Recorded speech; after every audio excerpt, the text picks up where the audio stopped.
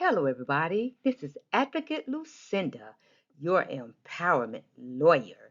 Today, I'm going to talk about workplace retaliation. There are three prima facie elements that the plaintiff must establish. It is the third element I like to hone in on in this video, linking the causal connection between the protected activity and adverse action.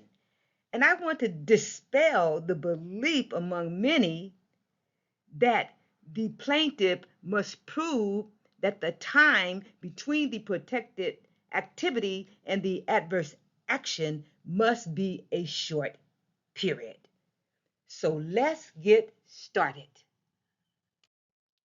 Element one, the plaintiff must demonstrate that at the time of the retaliation that he or she was engaged in protected activity, such as an employee who complains that she or he is overworked and is stressed out.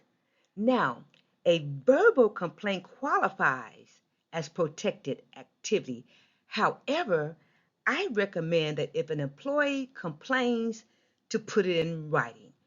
And why do I say this? Because it seems to make it more challenging for the other side to refute the plaintiff's or the employee's claims. Element two, the plaintiff must establish that he or she suffered an adverse employment action,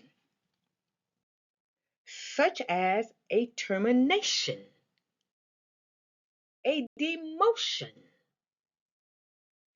denied a promotion or raise, transferred to a less desirable position, receiving negative performance evaluations, receiving disciplinary action, receiving threats or harassment.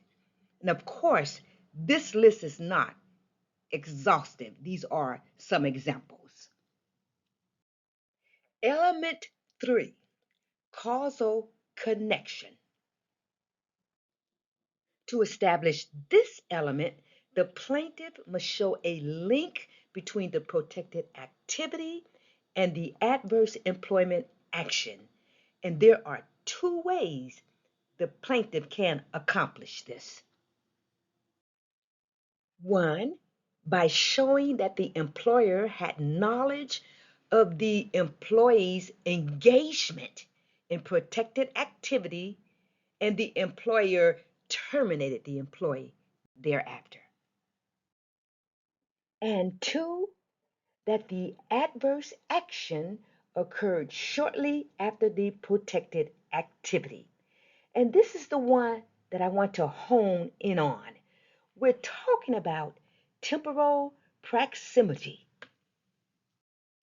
So, with temporal proximity, the question is, how immediate must the adverse action occur after the protected activity to be sufficient to establish the prima facie causation of retaliation?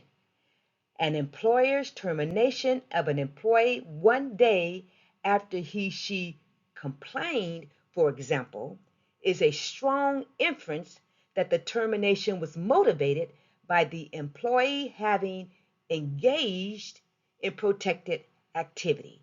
However, an adverse action taken years after the employee complained could establish the prima facie causation element. Watch this.